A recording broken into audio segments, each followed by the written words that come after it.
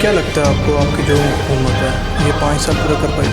फ्रांसीसी सदर ने जो है मुसलमानों की दिलदारी के लिए जो बयान दिए इस वक्त, अब 50 लाख घर दूंगा और 1 करोड़ नौकरियाँ दूंगा, लेकिन अभी तक वो चीज़ कोई नज़र नहीं रही। देख रहे हैं कि दिन पर दिन जो है महंगाई बढ़ रही है, तो इन 2 सालों में कैसी कारकर्दगी रही है सर आपकी? अपोजिशन जमातें वो सारी मिल के इस वक्त मुल्क पर एहतजाज जो है वो कर रही हैं, कभी कहीं कभी कहीं कभी कहीं। क्या लगता है आपको? इनकी चोरी पर आंख बंद कर ले, जमहूरियत महफूज हो जाएगी, आइन बहाल हो जाएगा, कोई आइन को खतरा नहीं है।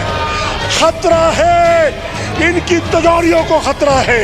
अस्सलाम वालेकुम नाज़रीन, डेढ़ न्यूज़ के साथ मैं हूं आपका मेज़बान वसीम अब्बास। नाज़रीन, आज बात करूंगा गवर्नमेंट जो है ये पीटीआई, इसको हुकूमत संभाले हुए इस वक्त 2 साल से ज़्यादा का अरसा हो चुका है। इस हवाले से बात करने के लिए मेरे साथ पीटीआई के सीनियर रहनुमा जो हैं वो हारून गिल साहब मौजूद हैं, उनसे बात करते हैं। सबसे पहले आपका बड़ा शुक्रिया कि आपने हमें टाइम दिया। सर, 2 साल से ज़्यादा का अरसा हो चुका है आपकी हुकूमत को इस वक्त, तो सर देख रहे हैं कि दिन पर दिन जो है महंगाई बढ़ रही है, तो इन 2 सालों में कैसी कारकर्दगी रही है सर आपकी? जी बहुत शुक्रिया जनाब। पहली तो बात है कि 2.25 साल हो चुके हैं और जब भी कोई गवर्नमेंट जाती है और नई गवर्नमेंट आती है तो बहुत सी चीज़ें जो है पीछे उसे कंटिन्यू रखना पड़ता है। आप सबसे पहले बड़ा चैलेंज इस गवर्नमेंट को मिला क्योंकि ये गवर्नमेंट जो पीटीआई है ये इत्तेसाबी वेव्स को एक लेकर, लहर को लेकर इसने गवर्नमेंट बनाई है।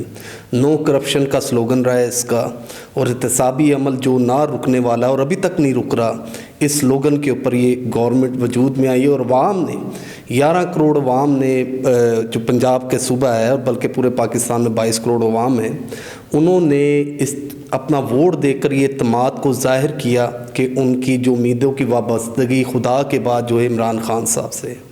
जो 2.25 साल है, इसमें सबसे बड़ा जो हुकूमत को पहला चैलेंज मिला, जिसमें 80 अरब के जो चेक्स थे जो बाउंस हुए थे ठेकेदारों के, वो इनको इस गवर्नमेंट को ख़जाने में मिला कि पहले वो कंप्लीट करने।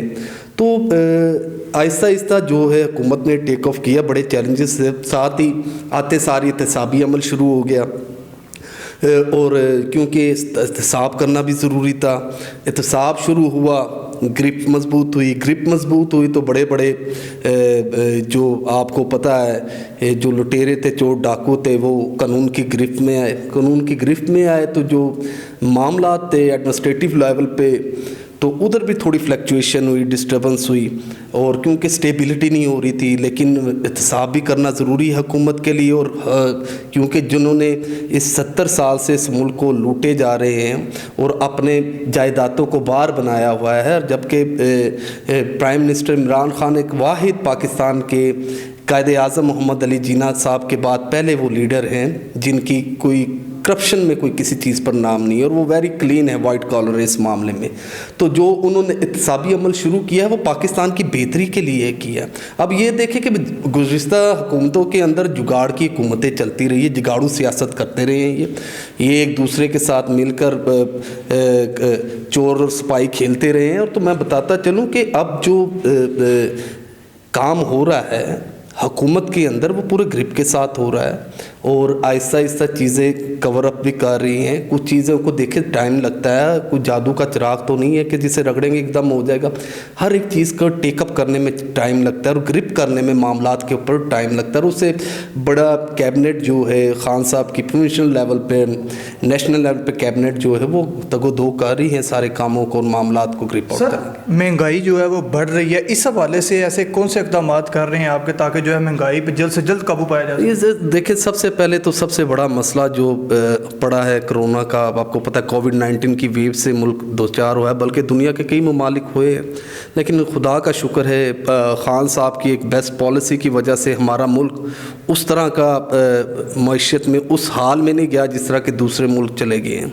तो खान साहब ने जो इनिशिएटिव लिए हैं कोविड-19 में, उसकी वजह से देखो कारोबार बंद रहा है, लेबर तबका मुतासर हुआ है, सारी चीज़ें डिस्टर्ब हुई हैं, माली हालात डिस्टर्ब हुए हैं लोगों लोगों की माशियत जो है उसको भी झटका, अच्छा भला झटका लगा है।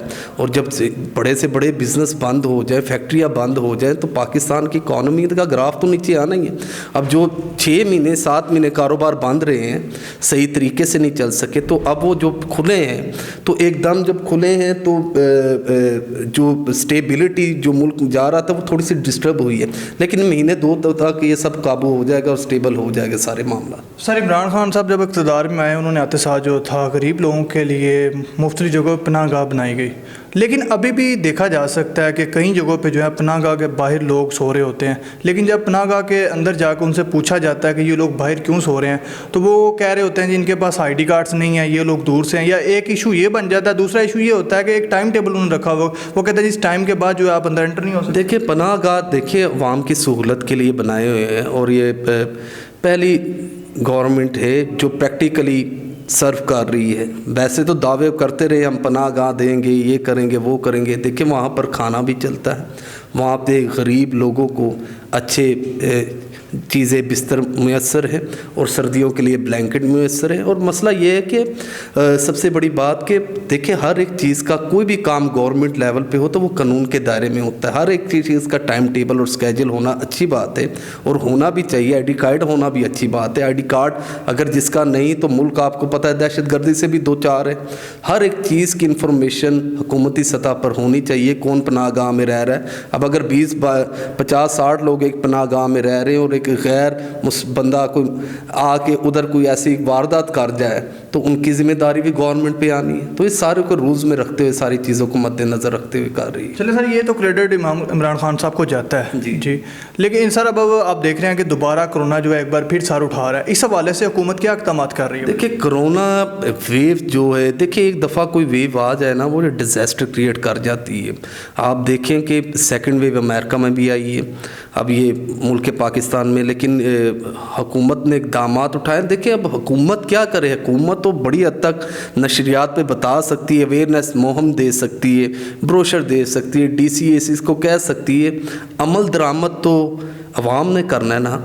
अब अवाम जो है, अवाम तो माशाल्लाह हम ऐसे हैं कि हम अपना शापर पकड़ के कूड़ादान में नहीं फेंकते, वो तो हुकूमत नहीं रखा हुआ है ना। तो ये सारी चीज़ें अमली तौर पे अवाम ने करनी है।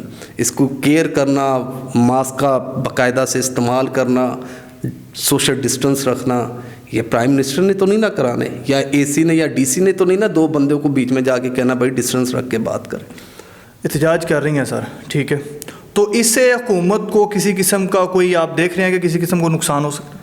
नहीं, हुकूमत को किस चीज़ का नुकसान होएगा? उनकी जमहूरी हक़ के एहतजाज करें, जो मर्ज़ी करें वो। उन्हें हुकूमत कंपनसेट भी कर रही है, सिक्योरिटी भी प्रोवाइड कर रही है, ग्राउंड की परमिशन भी दे रही है। देखो, किसी भी ग्राउंड की जलसा गाह की परमिशन DC देता है, एडमिनिस्ट्रेटिव करता है, DPO DCO ऑन होकर, तो फिर सारी सिक्योरिटी प्रोवाइड होती है। हुकूमत उन्हें प्रोवाइड कर रही है सिक्योरिटी। अपोजिशन कहती है जी हमारे इन धरनों से इस वजह से हुकूमत जो है वो चली जाएगी। यार, अपोजिशन का क्या कहने दें, इतनी बड़ी थोड़ी बात है कि कहने से उनके, यार मुझे बताया 5-10 हज़ार बंदा लेकर पंजाब की कुल आबादी 11 करोड़ है, और पंजाब में PTI ने हुकूमत बनाई हुई है अपनी, ठीक है, इस तरह KPK में बनाई है। अब लाहौर में, गुजरावाला में 10 से 15 हज़ार बंदे लेकर ये हुकूमत गिरा लेंगे। 11 जमातें, इनके लिए तो डूब मरने की बात है, शर्म आनी चाहिए। 11 जमातें मिलकर भी एक PTI जितना जलसा नहीं करा सकी, और इनकी ग्रिप कमज़ोर है, इनकी बुनियादें कमज़ोर हैं। ये सिर्फ अपनी करप्शन बचाओ मुहिम चलाई है उन्होंने, हुकूमत गिराने की नहीं, ये अपने अब्बू बचाने की मुहिम में लगे हैं जी। इमरान खान साहब ने कहा था कि मैं 50 लाख घर दूंगा और 1 करोड़ नौकरियाँ दूंगा, लेकिन अभी तक वो चीज़ कोई नज़र नहीं है। देखिए, 50 लाख घर, 1 करोड़ नौकरियाँ, देखिए अब जो सारी सिस्टम है इस वक्त गवर्नमेंट का, ये फेसेस जो चैलेंजेस हैं वो सारी आवाम के सामने भी हैं, और घरों की जो है वो ओपनिंग हो चुकी है, ऐसी बात नहीं। खान साहब खुद गए हैं, जिसमें साउथ पंजाब में काम शुरू हो गया, उसके बाद ये क्वाड़े साइड पे शुरू हो गया। अब घर बनने में तमीर, मैं तो कहता हूँ मैं अपना घर बनाऊँ तो कम से कम 6 महीने लग जाते हैं। वो एक पूरी विलास टाइप बनना है, फ्लैट्स बनने हैं, फिर उधर कंपनसेशन देनी है आवाम को, टाइम तो लगता है। अब आवाम कह रही है कि वादा किया था, पहले मुल्क का बजट बनता है, फिर बजट को किस پاکٹ میں رکھنا ہے، کس طریقے سے نکرا ہے، کس کو کتنا کرنا ہے، ساری پلاننگ کرنی پڑتی ہے ڈیولپمنٹ کی. اس کے بعد ساری چیزیں ہوتی ہیں. کہنے میں اور بات ہے، کرنے میں اور بات ہے. کرنے میں ٹائم لگتا ہے، کہنے میں منٹ لگتا ہے. اب عمران خان صاحب کہہ رہے ہیں کہ نواز شریف صاحب جو ہیں پہلے یہ بات تھی کہ این آر او نہیں دوں گا، لیکن بیماری کی وجہ سے ان کو باہر بھیجا گیا. ٹھیک ہے، وہاں پہ ان کا علاج ٹریٹمنٹ جو ہے وہ جاری ہے. لیکن اس کے باوجود عمران خان صاحب کا چند 2 دن ہی پہلے جو ہے بیان ہے، انہوں نے کہا جی میں جو ہے ہر حال میں نواز شریف صاحب کو پاکستان لاؤں. اگر آپ یہ میری دیکھیں اس کے ساتھ 2 فوٹیج چلا دیں نا میری بات کے ساتھ، ان کے جانے سے پہلے ایک تصویر جو ان کی ہاسپٹل میں تھی وہ لگا دیں اور پہنچنے کے بعد لگا دیں. جو پہنچنے کے بعد آ لیے ان کا بہانہ بنتا ہی ہے. جو دلیری انہیں ملی ہے تو خان صاحب بالکل صحیح کر رہے ہیں. اور این آر او صرف ان کی حالت دیکھ کے خدا خوفی میں کہ چلے ٹھیک ہے ہم کوئی گورنمنٹ پہ نہ یہ الزام آ جائے کہ انہوں نے سارا ان کی پی ٹی آئی کی وجہ سے ہوا ہے. انہوں نے حالات دیکھے اور حالاتوں کا ڈاکٹروں کے جو بورڈ ہے وہ خان صاحب کا فیصلہ نہیں، وہ ڈاکٹرز کا فیصلہ تھا کہ بھائی ان کی کنڈیشن نہیں صحیح، انہیں جانے. تو اس بنا پر انہیں این آر او دیا جائے. اور اب ادھر جا کے آپ بیان دیکھ لیں، چیلنج کر رہے ہیں اپنے اداروں کو. جس طرح یہ جو موبلائز کر رہے ہیں، جس طریقے سے یہ لوگوں کو، عوام کو ایک غلط سمت میں لے کر جا رہے ہیں، اور جس طریقے میاں نواز شریف کے بیان سے جو فرسٹریشن اور کنفلکٹ عوام میں پائی گئی اور جو اداروں کی انہوں نے جس طرح توہین کی ہے، اس کی مثال بھی کہیں نہیں ملتی. اچھا، وہ جو کیپٹن صفدر صاحب نے مزار یعنی کہ قائد اعظم محمد علی جناح جو بانی پاکستان کو مزار پر جو انہوں نے نعرے لگوائے، اس کے بعد جو ان کو گرفتار کیا گیا، اس حوالے سے کیا سمجھتے ہیں آپ کو یہ کہ پیپل پارٹی کی طرف سے کروایا گیا تھا کہ یا پھر ویسے کوئی؟ یار میری بات سنیں، یہ دونوں پارٹیاں کبھی ایک ہوئی ہیں، تاریخ اٹھا کے دیکھ لیں. کسی نے نہ کسی نے امی کا بدلہ تو لینا ہی ہے نا اپنی. ٹھیک ہے، یہ کبھی نہیں ایک ہو سکتے. یہ جتنے مرضی ایک ہو جائے تو بیچ میں سے رنجشیں رکھتے ہی ہیں. ٹھیک ہے. اور دوسری بات یہ مزار قائد پر کوئی تک نہیں بنتا کیپٹن صفدر کا جا کے نعرے بازی ہلڑ بازی کرنے کا. مزار قائد قائد اعظم کی ایک فاؤنڈر پاکستان، اور ایک مطلب کہ اس کے بیچ میں جا کے ایک پارٹی کی ہلڑ بازی ہونا، نعرے بازی ہونا، یہ کوئی لیڈروں کو یہ سوٹ نہیں کرتی. بات اچھا نہیں ہے سر. ابھی ہی اخلاق سے گری ہوئی حرکت ہے. فرانسی صدر نے جو ہے مسلمانوں کی دل آزاری کے لیے جو بیان دیے، اس حوالے سے یہ دیکھیے اس طرح کی جو بیانات ہیں انہیں ہم پوری طور پہ کنڈیم کرتے ہیں. اور یہ ایک ڈیموکریسی بیان نہیں ہے، یہ ایک انتشار پھیلانے والا بیان ہے. اور ہم ملک پاکستان میں رہتے ہیں اور اس کی سالمیت و بقا کے لیے منورٹی ہمیشہ دعاؤں میں رہتی ہے. لیکن صدر پاکستان کو چاہیے کہ اپنے بیان کے واضح طور پر معذرت کرے برادر اسلامک ملک ریلیجن سے، کیونکہ ہر ریلیجن جو ہے اس ایکول جو ہے کیا کہتے ہیں عزت ہوتی ہے، رسپیکٹ ہوتی ہے. سارے پروفٹس کی عزت، آنر اور رسپیکٹ ہوتی ہے. اور اس کی رسپیکٹ آنر رکھنے والے جو اہل کتاب کو لے کر آئے اور آج جن کی بدولت ہم میں کوئی ایمان نام کی چیز زندہ ہے، تو ایسا تو یہ چیزیں تو برداشت سے باہر ہے. دنیا کو کوئی تو چلا رہا ہے نا، وہ واحد ہستی ہے.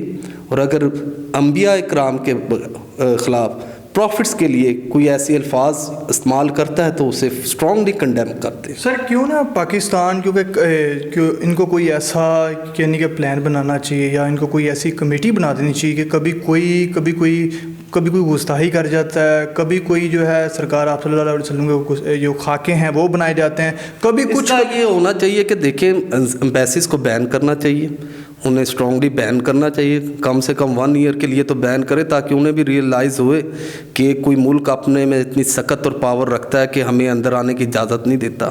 تو یہ ان کے لیے ایک بڑا ایک اوپنلی ایک تھپڑ ہی سمجھ لیں کسی ملک کے لیے ہوگا کہ بھائی اس کی امبیسی بین کر دی. سر کیا لگتا ہے آپ کو آپ کی جو حکومت ہے یہ 5 سال پورے کر پائے گی؟ ضرور کرے گی. آئندہ بھی آنے والے میں یہی حکومت بنائے گی. لگتا کیا ہے ہوئے گا. جس حساب سے دیکھا جا رہا ہے نا، مہنگائی کی جو شرح ہے وہ بڑھتی جا رہی ہے، اس حوالے سے اقدامات جو ہیں 3 مہینے کی بات ہے، سب بہتر ہو جائے گا. ساری چیزیں کنٹرول میں ہو رہی ہیں. خدا خیر کرے. سی ایم عثمان بزدار صاحب پوری کابینہ پارلیمنٹیرین کو ٹاسک دے چکے ہیں اور ٹائیگر فورس بھی اس کام میں پورا ملوث ہے اور ساری